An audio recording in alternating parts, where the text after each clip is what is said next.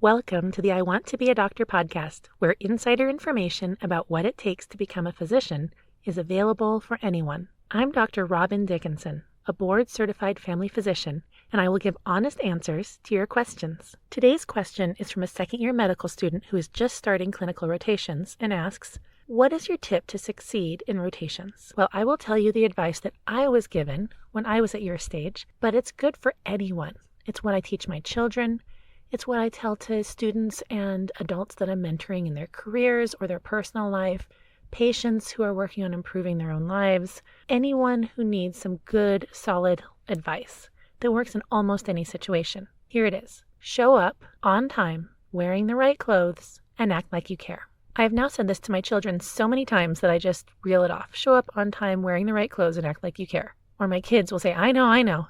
Show up on time, wearing the right clothes, act like I care. It's simple, but it also gives you everything you need. If you think about each separate part of that and what it really means, you'll do fine. Show up. Showing up doesn't just mean physically showing up. It means mentally showing up. It means emotionally showing up. It means being there in your best that you can be.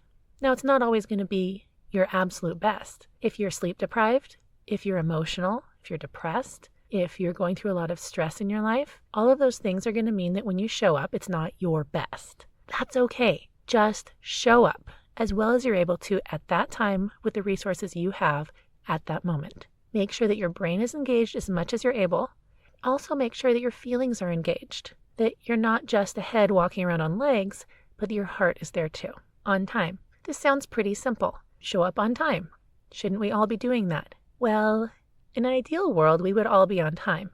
The problem is there are so many different things pulling at our attention, and most people tend to gradually over time, as they become comfortable in a situation, show up later and later. There are other people like my husband who the more anxious he is about something, the later he shows up, which then makes him more anxious, which then makes him later. He can end up in this death cycle of always getting more anxious and always getting more late. So whether you're someone like me who tends to get late when I'm comfortable, or someone like my husband who tends to get late when he's anxious, we all have our lateness tendencies. Now, of course, there's plenty of advice out there for how to be on time. My advice is to figure out what makes you late. Is it hunting for your keys?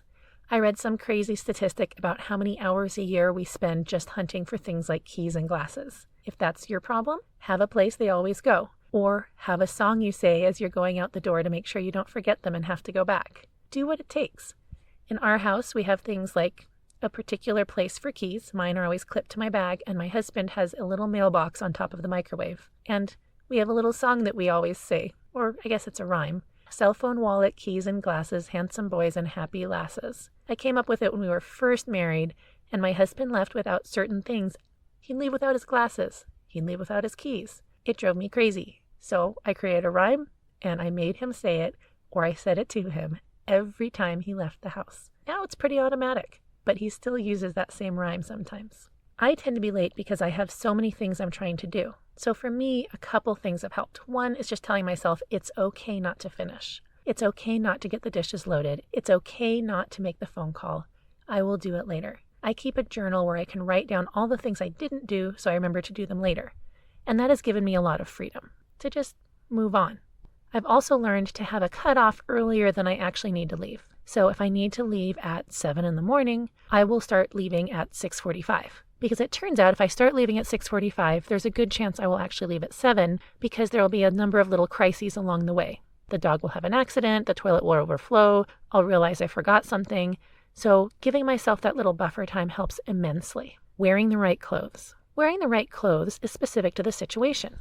If you're in surgery, you need to be wearing scrubs, closed-toed shoes, and have your hair tied back if it's long. If you're in OBGYN and you're in the clinic seeing women in the office, dressing nicer is appropriate. If you're in pediatrics, don't wear anything the little kids can grab and pull. So whatever rotation you're on, dress appropriately for that rotation. But this also can be used for anyone in any part of their life.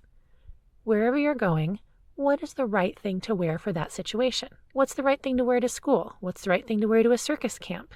It's going to be different. And, express yourself. You don't have to wear exactly what everyone else is wearing. Just make sure it fits the criteria for something appropriate for that situation.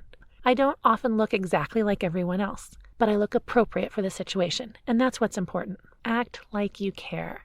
That is the hardest part for most people. Acting like you care is so many different things in so many different situations. As a teacher and professor and guest lecturer, I find that acting like you care can be really hard for people when they're just listening to a talk. Their faces kind of glaze over and they look incredibly bored and unengaged, even if they're interested. I try to have lots of interaction in my talks, but there comes a point where you just have to be able to say something for a minute or two, and there are a lot of people whose faces immediately glaze over. I am blessed with a resting, I'm really interested face. I don't know if that's something I developed over time or if I was just born that way. And it's a little bit of a cross to bear because I can be anywhere trying to be avoiding other people and I will look really interested and they'll tell me all about stuff.